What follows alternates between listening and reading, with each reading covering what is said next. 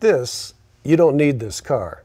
Nobody needs this car. You don't have to buy this car to go to the grocery store. When I was a little boy, my dad was a car builder.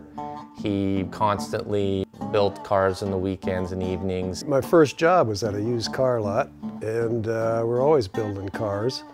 Everything from used car repair to hot rods. As my dad was working on cars and building cars, my outlet was creating and trying to put my ideas on paper, and that kind of crossed over and stuck with me, and went to work for Disney doing design work for them.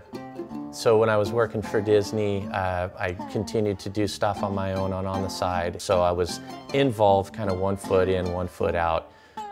But the passion kind of overtook me. Why am I doing what I'm doing? Why am I not doing what I am meant to do and what I'm passionate about? My passion was doing this sort of thing. So I decided to leave Disney and come work in the family business, building cars. We verbally discuss what the vehicle is going to be and what direction we want to go. And we start out with a blank piece of paper, and I put it on paper based on our conversation, and we actually do the design work as our blueprint that's going to lead us into the build of the vehicle. Well, Jason is the designer. Jason sets up the whole plan, the whole pattern for what's going to be done. This is an art form, but for us it is necessary in the step when we're designing and when we're building. This is a 33 Packard. Here's what it's gonna look like, and here's what it looks like now. Our mindset is automobiles and customizing and doing these sort of cars, but it's also a canvas where we're expressing our artistic flow onto these vehicles. The expressions are everywhere. I don't care what your job is or what you do, what your interests are. The creativity can be there no matter what. You're driving truck or building pizza or building hot rods. You may see something on the road, or you may see something in nature or in fashion and go, wow, that would be cool, or that's a cool texture, or that's a cool color, that may be something that we can use.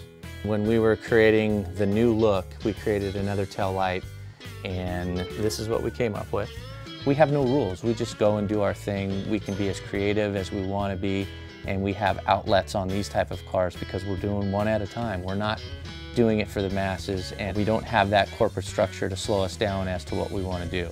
A lot of the times when we do a design on a vehicle, it doesn't necessarily exist in the aftermarket. So what we do is we put it to paper knowing that we have the ability to craft it ourselves. In the old days, we'd build a 56 Chevy and probably put a headlight in it out of a 57 O's. Well, Jason comes along and says, let's put our own headlight in it.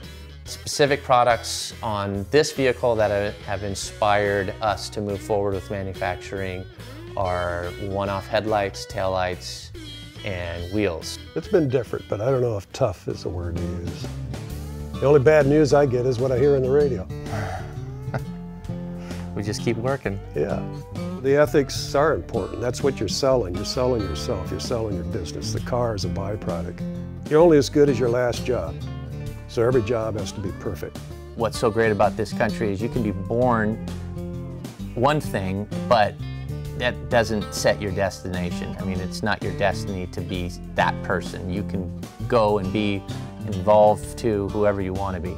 Taking a leap of faith, investing into yourself, into your drive and passion, and just doing it. Not really thinking that far ahead, not really thinking what's going to happen. You just go for it. Don't wait for the lottery. Don't wait for a government program. None of that stuff will ever happen. You got to do it yourself, and it's all up to you. Period. It is a roller coaster, but it is a roller coaster that I want to stay on.